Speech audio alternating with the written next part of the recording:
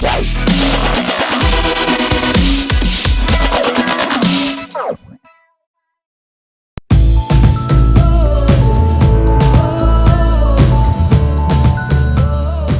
week's Friday's property mastermind on Clubhouse was about fake gurus. Are all coaches fake? And this conversation come about because last week, it was last Friday, well, no, it was the day before Friday, last Thursday, in the All About Samuel Leeds group, somebody called me, questioned if I was a fake guru, funny enough. They didn't actually call me it, but they said I had all the earmarks for it. When it was questioned why they called me fake, they said exact words was because he's a bit of a geezer barrow boy type. So I discussed it on the Clubhouse last week. Give the guy his due, said that in the group. I answered in the group, and he did a full apology, but I'm going to take this as an apology. He actually said, fair play for answering. So I'm going to take that kind of as... He obviously, yeah, I take that as a positive, you know, so give him his due for saying that back, and he didn't consist with it. But anyway, this Friday's mastermind on Clubhouse, join us next Friday. Every Friday we're there. We discuss this. So there's so many debates around this in this place. Hi Paul, how you doing, mate? There's so many debates around this in the property fields, and I'll be honest, it's like loads of property investors get bugged by the outside of people that are not property investors, thinking that all property investors rip people off, all of them are fat cat landlords, all of them got loads and loads of money, all of them have it easy. They all dislike that. But they're inside the property cycles. There's a little group of people that do a very similar thing. They think every coach is a rip-off or they're having it easy. I can tell you one thing for sure, and this is the thing, I take notes every week of the group and I discuss them. I re-bring up the notes of what's been discussed in here for anybody that missed the start or didn't catch the end or didn't catch it full stop because they're not recorded. That's the only disbenefit of Clubhouse. It's great having them discussions, but the disbenefit is it's not recorded. So make notes, share the parts. If there's any resources, there's a free giveaway I give in there every week, but I'll give that in this group as well each week. It's a 90-day plan, so I'll put that in the comments afterwards. But the thing is, every industry you're going to get a good and bad version of something. And I said within this industry you'll get people that say, oh yeah, I see a post a little while ago say what's the best strategy, who's going to earn the most money, what strategy you earn the most money in the property strategy. Someone went the gurus, and it's like, being a property coach, I just started this. It's not, you can't just hold your hand up and say, I'm going to be a property coach. Paul Tinker's on here. He's a fantastic coach. And you know why?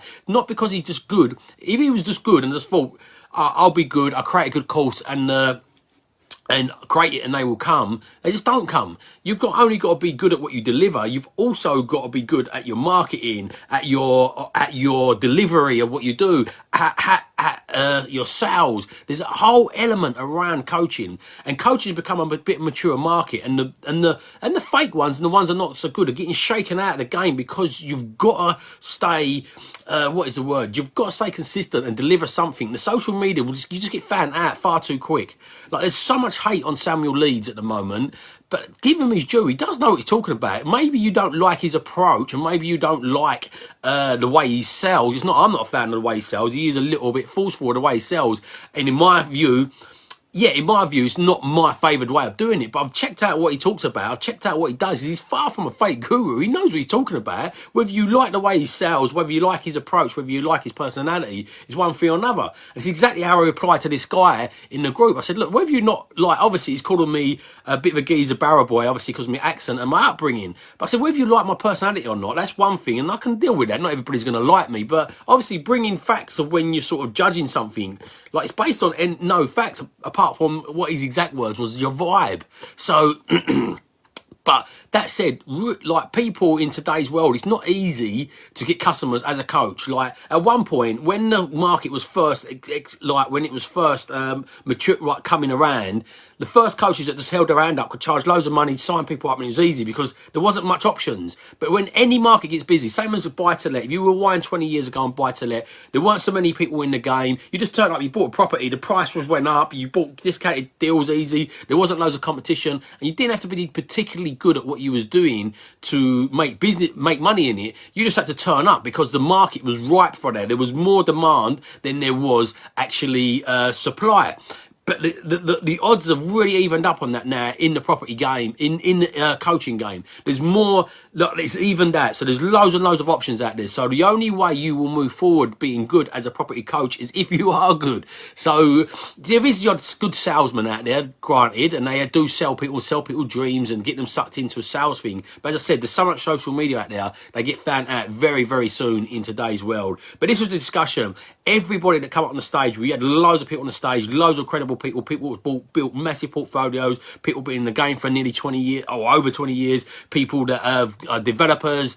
Everybody's conclusive answer was they've all used coaches, they all benefit from coaches, but the conclusive answer was of it, I took loads of notes, the conclusive answer was you've got to get the right coach for you at your right point in your journey. And also some people, I must admit, some people do get pressure sold and use techniques to sell, but in general, you've got to take some level of responsibility. If you're going to put yourself in a high pressure sales situation because you're emotionally getting tied into a bit of a dream, or you're fooling yourself that I can get rich quick and things like this, you've got to take some sort of sense of self-responsibility on that. Of course, some people are vulnerable and some people get pushed into vulnerable situations, and that's not everybody, but a lot of people have to take a sense of responsibility for getting themselves in them situations. People see a video from someone getting emotionally tired, spend 10 grand on their course, and then moan why they didn't get any results because they didn't take any action. And you'll get 3 people, like you'll get 10 people do the same course. 4 of them will do fantastically well, and 6 of them will do poorly.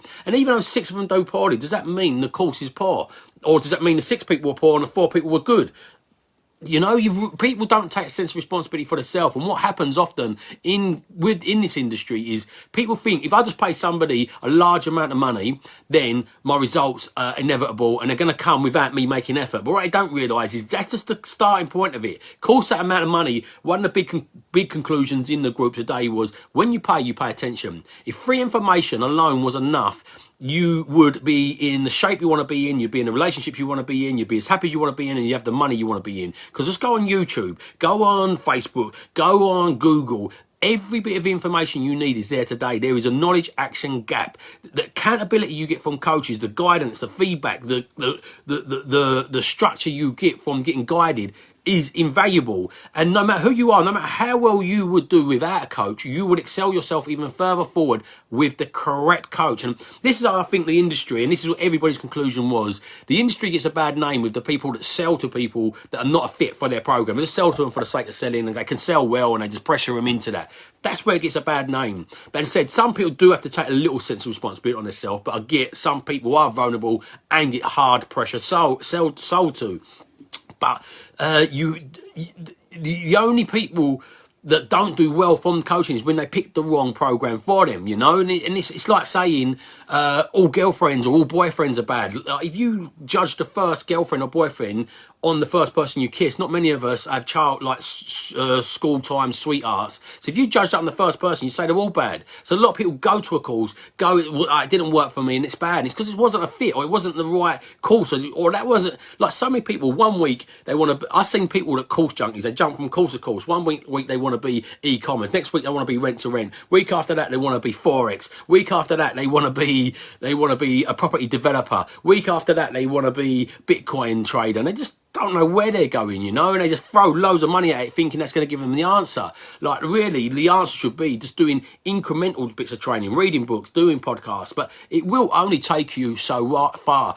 I was listening to books on 2.5 times speed to nearly 3 times speed. So information wasn't what I was lacking of. I was reading tons of books. I was reading tons of books. I was listening to tons of books. I was doing training courses, not mentorship, not coaching, not mastermind groups. I was doing day courses, week courses, 2-week. I went on a 2-week deep dive in Bali with a really high level mentor and coach. And what happened was, when I got back and I got into day-to-day life, it just drifted. I've done some training with Paul Tinker. He's on here at the moment. I've done some training with Paul Tinker, and I bet you your money. Look, listen, if refurbs was my main focus, I'd be on with Paul Tinker being my coach. So I know he'd keep me accountable. And I know the bits that I slip on here and there wouldn't slip because he'd be on me just keeping me accountable each week, especially if I went back and I had that accountability going back, not just learning once. I've learned some things off of Paul, and I get back in my day-to-day life, and because it's not high on my priorities, it just slips out.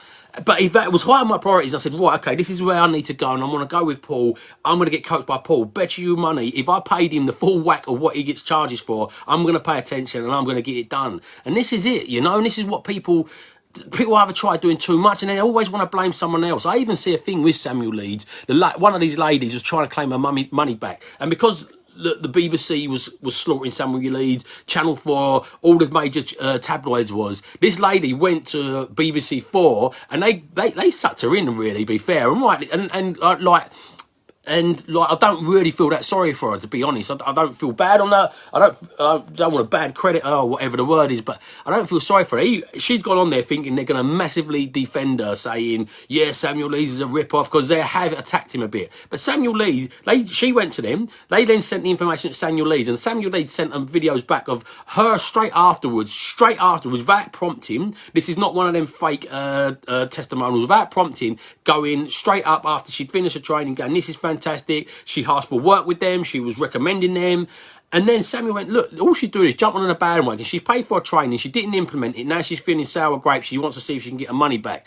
And the guy actually really highlighted that to her. And at the end, she was like, he's like, how can you say you really like something? How could you recommend it to other people afterwards? How can you ask for a job with somebody if you didn't really like it? And then 6 months later, it's worn off and basically you didn't do anything with it, and then you're thinking, oh, maybe I can get my money back because everybody jumped on that bandwagon. As I said, love him or hate him, I'm not a star of the way he delivers his stuff, but I'm a massive admirer of him. In the face of adversity, he is still pushing forward. He gets results with people, whether or not, like, different people get results from different styles of mentorship and different styles of coaches, and the people that get results with him do get results. He gets results for himself. Like you can't knock him, whether you like his personality or not, which I'm not saying I don't like his personality. I'm not a fan of the way he delivers his stuff, but I still am a massive admirer of him. He's pushed forward in the face of adversity and cracked on. So I think he gets an hard rap.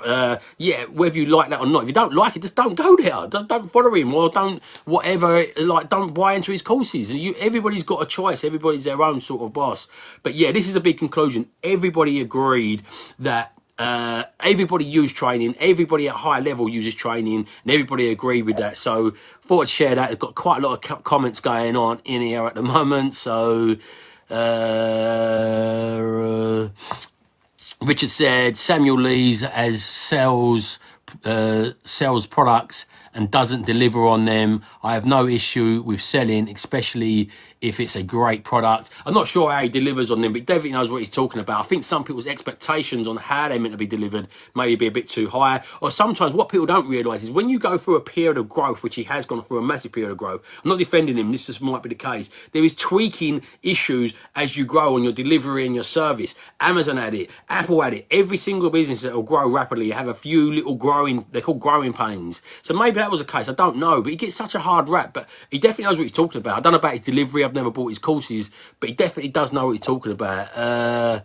When people pass judgment onto others, Paul's saying, when people pass judgment onto others, generally are showing themselves something they don't like about themselves. Life is a mirror, mate. Yeah, absolutely. You know, everybody's got somebody to blame. It's not my fault, it's his fault. Whenever you're doing that, I pre-qualify all the people I jump on, and one of the highlights, I take them through a series of questions to see if they fit. If I'm asking them about their goals and why they're not achieved there, one of the questions is, like, what do you think the big hurdles is of not achieving what you're wanting to achieve today? And this is the big question I asked in the group today. Ask yourself this now, anybody on here now, are you at the place you thought you would be in life at your age now, where you, like, we wind back 5 years ago, have you progressed as much as you thought you would? There will be the odd person that says yes, but majority of people say no.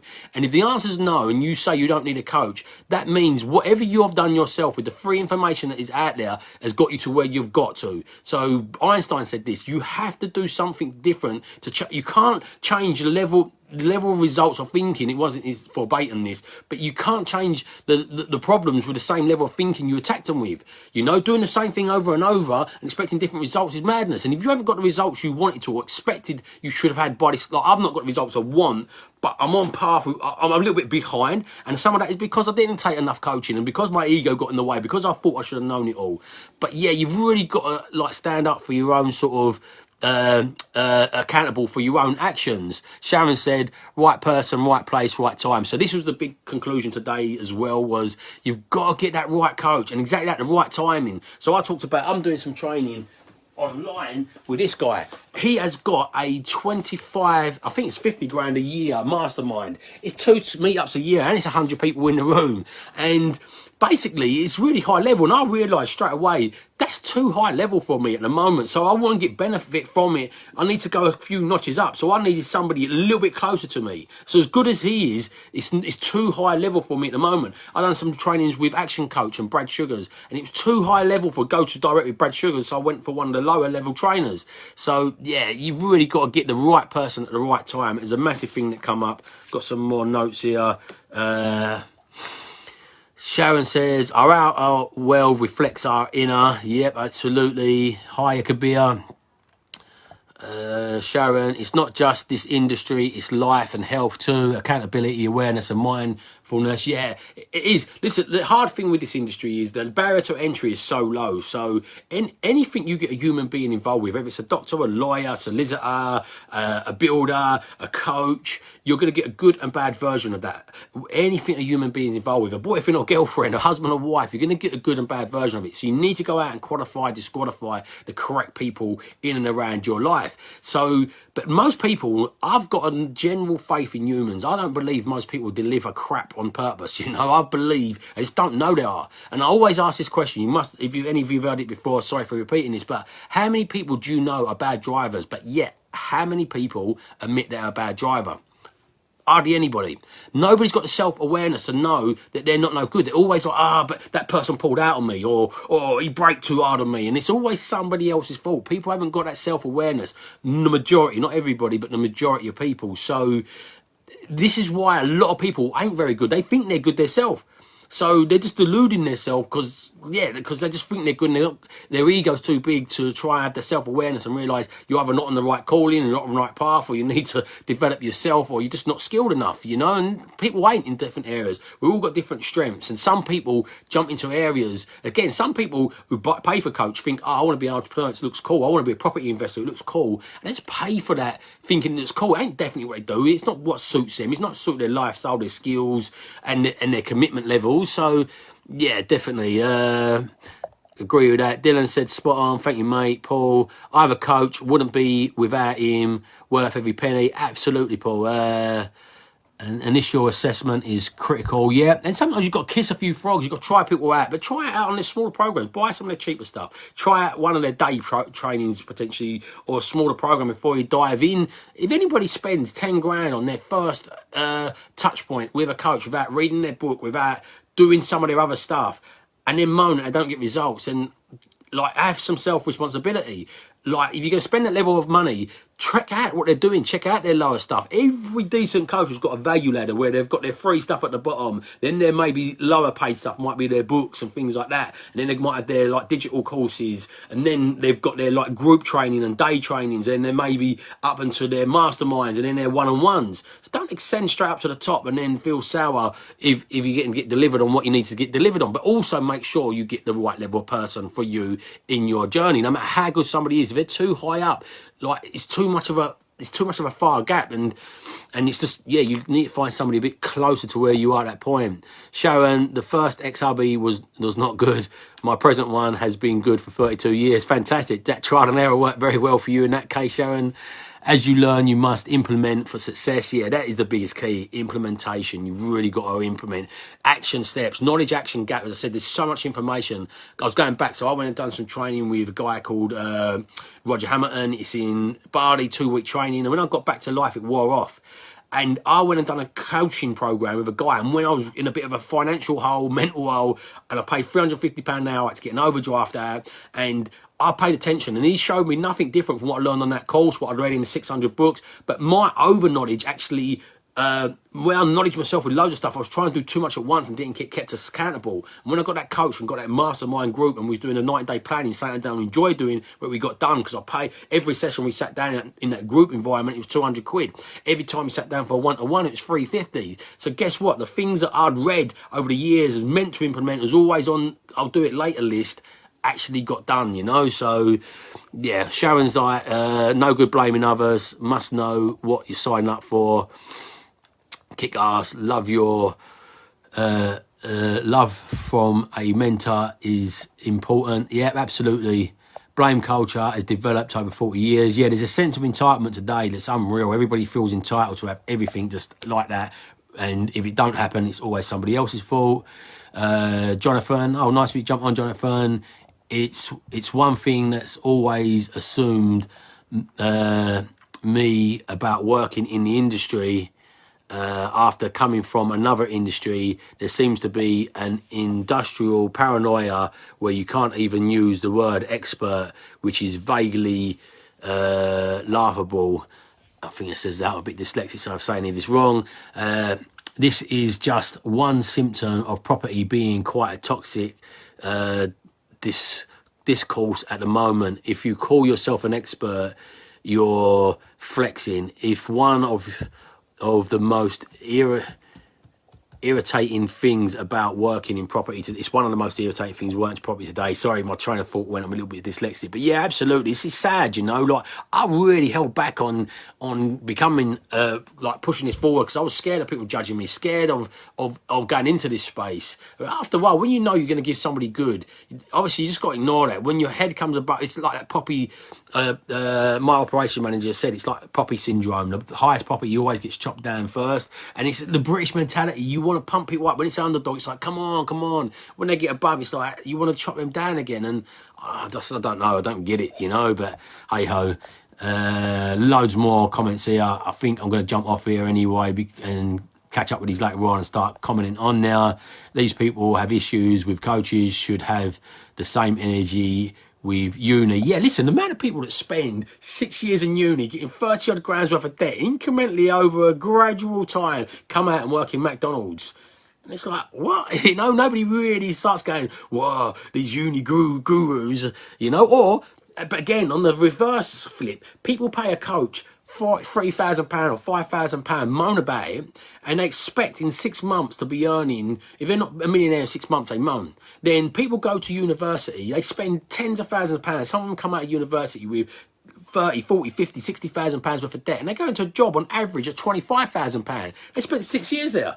And they're happy with that. It's like, it's the norm, it's the society. That's what you're just led into on this path. When you go do a course for £3,000, a fraction of the money, takes you a fraction of the time, and then if you're not a millionaire, within 6 months, you think, oh, it's a scam, you know? It's like, I don't know. I'm baffled by it all, but hey-ho. But anyway, thanks, guys. That was the discussion. Join us next Friday. The free giveaway this week is a 90-day plan. It's the start of the next 90 days. So I'm going to give you a 90-day planning set template, what I got from the coach I paid £350 an hour for.